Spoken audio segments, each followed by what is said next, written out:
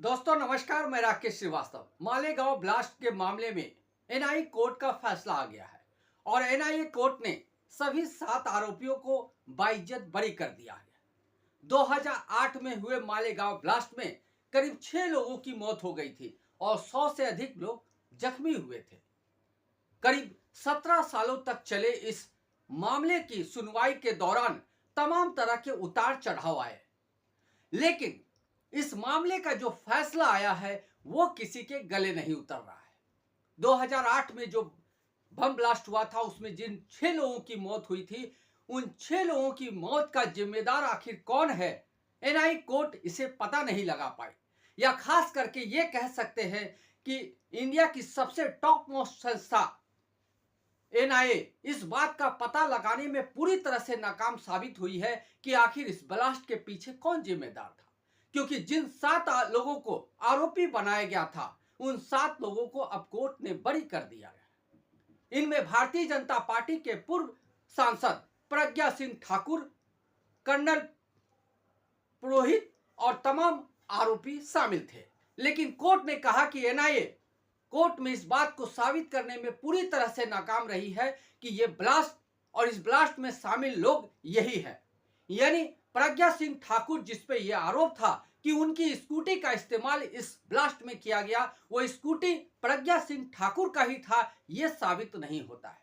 दूसरा, कर्नल प्रसाद पुरोहित, जिस पे आरोप था कि उन्होंने आरडीएक्स लाया और उसे घर में बम बनाकर इस जगह पे प्लांट किया था, यह भी साबित नहीं हुआ।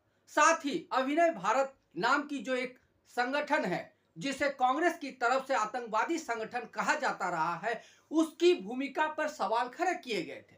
लेकिन कोर्ट की जांच में यह बात साबित नहीं हो पाया कि अभिनव भारत का इसमें कोई रोल था। तो इस तरह से सातों के सातों आरोपी बरी हो गए हैं और भारतीय जनता पार्टी के महाराष्ट्र से लेकर दिल्ली तक के जितने नेता हैं, सभी इसके गुणगान कर रहे हैं और कह रहे हैं कि ये हिंदू आतंकवाद का जो एक नैरेटिव कांग्रेस ने सेट किया था, उसके मुंह पे तमाचा लगा है। ये एनआईए की जीत है या एनआईए की हार है, यह समझना बेहद जरूरी है। एक घटना होती है 2008 में, जिसमें 6 लोगों की मौत हो जाती है और 100 से अधिक लोग घायल हो जाते हैं। उस मामले में कोर्ट की तरफ से फैसला आता है कि 7 आरोपी को बरी कर दिया जाए, क्योंकि उनके खिलाफ कोई सबूत एनआईए पेश नहीं कर पाई। ऐसे में सवाल उठता है कि एनआईए फेल हो गई या एनआईए की जीत हुई है। भारतीय जनता पार्टी में महाराष्ट्र के मुख्यमंत्री देवेंद्र फडणवीस से लेकर भारतीय जनता पार्टी के तमाम शीर्ष नेता इस बात के लेकर पीठ थपथपा रहे हैं कि उनके सारे जो हिंदूवादी आतंकवादी थे या आरोपी थे, उन्हें बचा लिया गया है।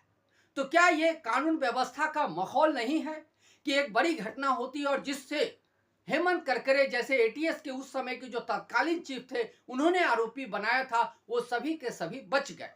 लेकिन आपको इसकी पृष्ठभूमि में जाने की जरूरत है, क्योंकि आपको तभी समझ में आएगा कि आखिर कोर्ट का जो ये फैसला अभी आया है, इसकी पृष्ठभूमि 10 साल पहले लिख दी गई थी। दरअसल 2008 में जब यह घटना हुई, उसके बाद 2011 में इस मामले की सुनवाई एटीएस से लेकर एनआईए को दे दी गई।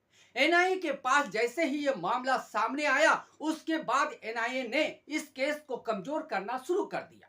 उसके बाद 2014 में नरेंद्र मोदी की सरकार आई, भारतीय सरकार यानी हिंदूवादी संगठनों की सरकार, या कह सकते हैं हिंदू राष्ट्रवाद की गुणगान करने वाली सरकार, नरेंद्र मोदी की सरकार आई। उसके बाद एनआईए की तरफ से इस मामले को लेकर जिस तरह से कमजोरी दिखाई गई, वो अपने आप में कई सवाल खड़े करता है। एटीएस के तरफ से जो जांच चल रही थी, उसे एनआईए ने खुद कहा कि एटीएस की जांच में कई तरह की खामियां हैं। एटीएस ने इन आरोपियों पे मखौका लगाया था, लेकिन एनआईए के पास जब इस मामले की सुनवाई आई या मामला सामने आया, तो एनआईए ने कोर्ट में कहा कि इन आरोपियों पे मखौका लगाने की जरूरत नहीं है। कोर्ट में एनआईए ने साफ रूप से कहा कि इन आरोपियों के खिलाफ मनगढ़ंत आरोप लगाए गए हैं और इसमें से कई जो आरोप है या कई जो जांच की बात सामने आई है एटीएस की तरफ से, वो पूरी तरह से गलत है। तो ऐसे में सवाल उठता है कि एटीएस की तरफ से जो जांच चल रही थी, उस जांच को एटीएस एनआईए गलत साबित करने के लिए ही कोर्ट में थे या आरोपियों को सजा दिलाने के लिए आई थी।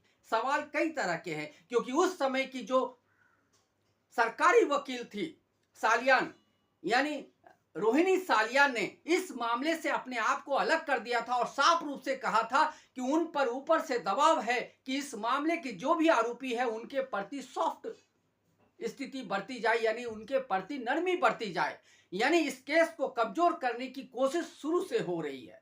उसके बाद रोहिणी सालियान ने इस मामले से अपने आप को अलग कर दिया और उसके बाद एनआईए के पास खुलेआम इसे कमजोर करने की पूरी छूट मिल गई थी। उसके बाद से ही एनआईए ने इस मामले की जो जांच शुरू की, इस मामले में हमेशा लीकेज सामने आते रहे। उसके बाद एनआईए की तरफ से कोर्ट में कई बार यह कहा गया कि साध्वी प्रज्ञा सिंह ठाकुर के खिलाफ कोई सबूत नहीं है। साथ ही कई जो आरोपी जिनके खिलाफ एटीएस ने आरोप लगाए हैं उनके खिलाफ भी सबूत नहीं है। जब एनआईए के पास सबूत नहीं थी तो पिछले 6 सालों से एनआईए क्या सबूत जुटा रही थी, यह अपने आप में बड़ा सवाल है। सवाल यह भी है कि जिन 6 लोगों की मौत हुई उनके परिजनों को आखिर न्याय कब मिलेगा।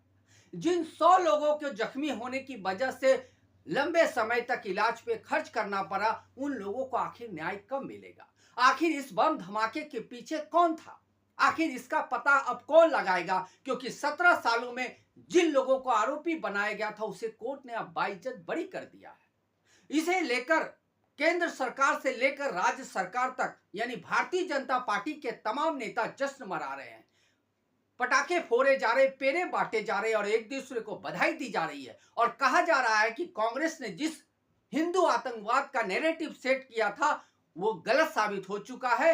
हिंदू कभी आतंकवादी न थे, न होंगे, न रहेंगे, इस तरह के बयान सामने आ रहे हैं। तो सबसे बड़ा सवाल यही है कि आखिर इस मामले में कौन आरोपी है। 2008 में जो बम विस्फोट हुआ था, आखिर उसका गुनहगार कौन है। अगर एनआईए के इस बर्ताव पे भारतीय जनता पार्टी और उनकी सरकार जश्न मना रही है तो सवाल ये उठता है कि जिस एनआईए को भारतीय जनता पार्टी और केंद्र सरकार सबसे बड़ी संस्था मानती है, यानी 2 दिन पहले ही अमित शाह ने लोकसभा में एक बयान दिया था और कहा था कि एनआईए इस देश में बेहतरीन काम कर रही है, उसके केस को सॉल्व करने का परसेंटेज 96% है। तो ऐसे एनआईए के सामने जब मालेगांव ब्लास्ट का मामला सामने आया और वो कोर्ट में किसी भी तरह का सबूत रखने में नाकाम हुई, तो सवाल ये भी उठता है कि आखिर ऐसी संस्था का क्या करे। आखिर ऐसी संस्था जो इतने छोटे मामले में, अगर आप समझ लो कि बड़े बड़े मामले सामने आते हैं, जब छोटा सा ब्लास्ट होता है 6 लोगों की मौत हो जाती है, देश के अंदर की घटना है, उसे एनआईए सॉल्व नहीं कर पाती है, तो फिर सवाल उठता है कि आखिर ये किस तरह की बड़ी संस्था है, किस तरह की विश्वसनीय संस्था है। क्या इसे जानबूझकर शुरू से ही केस को कमजोर करने की कोशिश की गई, वो भी सिर्फ इसलिए क्योंकि मरने वाले सारे मुस्लिम थे और जो आरोपी थे वो सारे के सारे हिंदू थे। तो क्या इस देश में एक अलग तरह की नैरेटिव सेट करने की कोशिश की जा रही है ताकि न्याय को भी गलत साबित किया जा सके। आखिर जिन 6 लोगों की मौत हुई उन 6 लोगों के आरोपी कौन हैं। अगर साध्वी प्रज्ञा सिंह ठाकुर, कर्नल प्रसाद पुरोहित और तमाम जो 7 लोग हैं जिन्हें हेमंत करकरे ने आरोपी बनाया था और उस वक्त गिरफ्तारी की गई थी, उन 7 लोगों को अगर बाइज्जत बरी कर दिया गया है तो सवाल ये उठता है कि ये जो ब्लास्ट हुआ था उसके आरोपी कौन है और अब इसे कौन ढूंढेगा, उनका कौन पता लगाएगा और जिन 6 लोगों की मौत हुई थी उन्हें न्याय कब मिलेगा। क्या इस देश में कानून व्यवस्था का राज इसी तरह से चलेगा जब 17 सालों तक किसी मामले की सुनवाई चलती है और पीड़ित पक्ष को लास्ट में आखिर में यह पता चलता है कि वो जिन लोगों को आरोपी बनाकर गिरफ्तार किया गया था वो सारे के सारे लोग बाइज्जत बरी हो गए हैं। तो क्या इस मामले की सुनवाई और इस मामले का सच कभी सामने नहीं आएगा, जैसे निठारी कांड का सच कभी सामने नहीं आ पाएगा, क्योंकि सीबीआई ने जिस मामले को 19 सालों तक चलाया उसे कोर्ट ने यानी सुप्रीम कोर्ट ने पूरी तरह से खारिज करके दोनों ही मुख्य आरोपी को अब इस मामले से बाहर कर दिया है। तो क्या इस देश में सीबीआई, एनआईए और तमाम जो एजेंसियां हैं काम कर रही है वो इसी धर्रे में काम करती रहेगी, जिनके काम करने के 19 साल 17 साल के बाद परिणाम ये आता है कि जो आरोपी है वो बचकर बाहर निकल जाते हैं। आखिर इस केस को कमजोर करने की कोशिश क्यों की गई, आखिर क्या मैसेज देने का का प्रयास किया गया। आखिर एनआईए ने कोर्ट में सही तरीके से सबूत क्यों नहीं पेश किए ताकि जो आरोपी है उन्हें सजा मिल सके। अब सब के सब आरोपी बाहर हो चुके हैं और वो बड़ी बड़ी बातें कर रहे हैं और कह रहे हैं कि ये हिंदुत्व और हिंदू आतंकवाद को लेकर जिस तरह का नैरेटिव कांग्रेस ने सेट किया था उसके खिलाफ तमाचा है। तो सवाल कई तरह के हैं, लेकिन इन सवालों का जवाब आने वाले दिनों में मिलेगा इसकी कोई उम्मीद नजर नहीं आती है, क्योंकि सीबीआई हो या एनआईए हो, जो भी मामले सामने लेकर आती है कोर्ट में वो पूरी तरह से खारिज हो जाती है।